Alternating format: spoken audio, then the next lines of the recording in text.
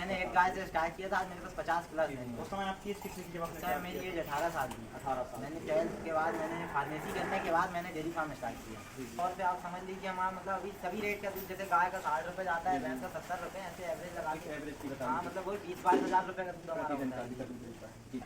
नमस्कार दोस्तों, आज की एक और हमारी विजिट परियट के एक और शानदार dairy farm Teja dairy farm पर हैं। तो भाई साहब से हम डेयरी का नाम और पूरी जानकारी देंगे। नमस्कार भैया। जी नमस्कार भैया, तो क्या नाम हुआ आपके डेयरी फार्म का? सबसे पहले आप अपना परिचय दे दीजिए। डेयरी फार्म का नाम मेरा नाम संजय साहू है और हमारे डेयरी फार्म का नाम साहू डेयरी फार्म है। जी जी। और रहने वाले कहाँ से आए आप? हम रहने वाले जबलपुर कांचगढ़ क्षेत्र के हैं। कांचगढ़ क्षेत्र के रहने वाले। तो भैया कितना समय हो गया आपको डेयरी फार्म? हमें डेयरी फार्म अभी स्टार्ट करे हुए 7 साल करीब हो गया है। 7 साल करीब हो गया है। जो कि हमने एक गाय से स्टार्ट किया था। हमने अपनी पढ़ाई खत्म करने के बाद डेयरी फार्म स्टार्ट किया, जो कि एक गाय से स्टार्ट किया था। आज हमारे पास लगभग 50 प्लस एनिमल्स हैं, जी जी। जिसमें कि गाय भैंस दोनों मिलती हैं। अलग अलग मतलब। हाँ जी जी। तो भैया 7 साल का अनुभव आपका कैसा रहा डेयरी फार्म में? डेयरी फार्म तो बहुत ही अच्छा है, लेकिन अभी थोड़ा सा इस धंधे में दिक्कत हो गया है। जैसे कि महंगाई की वजह से बहुत सारी समस्याएं हैं, एनिमल्स बहुत महंगे हैं। गाय भैंसों का बहुत मतलब अभी रेट बढ़ा हुआ है। जी जी। सर डेयरी फार्म का काम है कैसा? मतलब लार्ज स्केल तक अगर लेके जाएँ तो आपको अपने जैसे 7 साल आपको हो गई और काफ़ी यंग एज में आपने चालू कर जी दिया। मैंने एक गाय से स्टार्ट किया था, आज मेरे पास 50 प्लस है। उस समय आपकी एज कितनी थी जब आपने? सर मेरी एज 18 साल की। 18 साल। मैंने 12th के बाद मैंने फार्मेसी करने के बाद मैंने डेयरी फार्म स्टार्ट किया। जी जी जी। फार्म में अच्छा समस्याएं कहाँ पर सबसे ज़्यादा? फार्म में समस्याएं सबसे ज़्यादा जानवरों के रख रखाव और इनकी इलाज व्यवस्था में सबसे ज़्यादा समस्याएं आती है, जो कि इंसान को समय समय पे जो भी पशुपालक भाई या नया डेयरी फार्म स्टार्ट करना चाह रहे हैं तो वो समय समय पे जानवरों का रख रखाव की अच्छी व्यवस्था करें और इनका मैनेजमेंट बहुत अच्छे तरीके से करें, जो कि इलाज व्यवस्था, समय समय पे वैक्सीनेशन, ये सारी चीज़ें मतलब यही रहती मेन समस्या। मतलब ये सारी चीज़ें मैटर करती हैं अगर ये सफल डेयरी फार्म सफल डेयरी फार्म ऐसी बनाना है।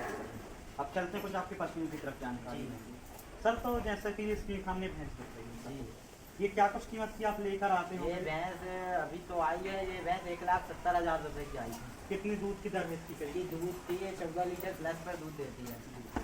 एक क्वेश्चन मेरा रहेगा, जैसे सपोज आप 1,70 की भैंस लेकर आए, ये भैंस तब फ्री होकर अपनी खुद की हो जाएगी? ये एक ब्याज तो पूरा अभी अपन को इसकी कॉस्ट निकालने में लग जाता है। जी। ये दूसरे ब्याज में आप इसका अच्छे से रख रखाव करते हो तब ये भैंस आपको मतलब फ्री मतलब आपको अलग से ये बेनिफिट खुद की हो सकती है। खुद की हो सकती है।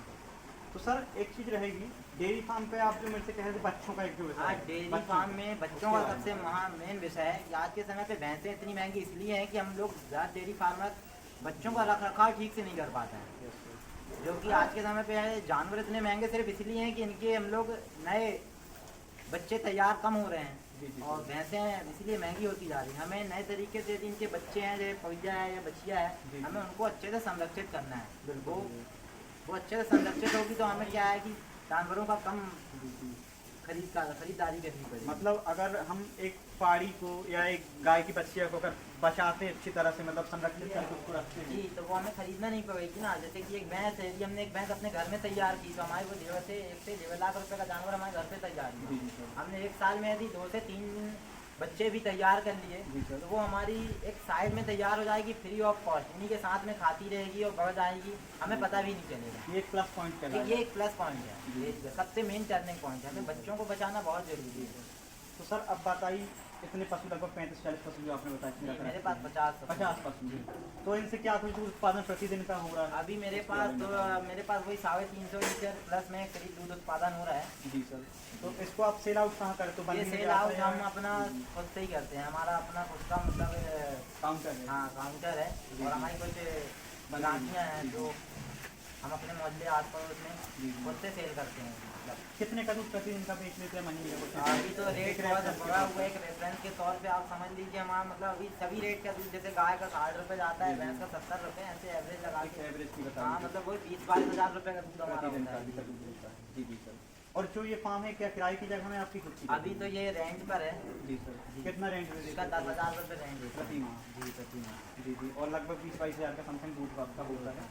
तो जैसे मैं एक चीज़ पूछूंगा, इसमें जो बचत रहती है तो क्या वो बचत केवल पशुओं को खरीदने में लग जाती है? जो अपनी बचत नहीं, वो बचत मैंने बताया ना आपको, जैसा कि इनका रख रखाव आपको अच्छे से करना होगा और हमें आने वाले समय पे फिर से जानवर एनिमल खरीदना रहता है, जैसे गाय या भैंस कुछ खराब हो जाती हैं, कुछ के थन खराब हो गए, कुछ जाब नहीं होती हैं, ऐसे करके हमें इसीलिए इन बच्चों को बचाना है। ये बच्चे बचते हैं तो ये हमारी डेयरी फार्म पे प्लस पॉइंट होता है। बिल्कुल जी, जिससे कि मतलब हमें आगे भविष्य में कम जानवर खरीदना होगा, नए बच्चे तैयार हो जाएंगे।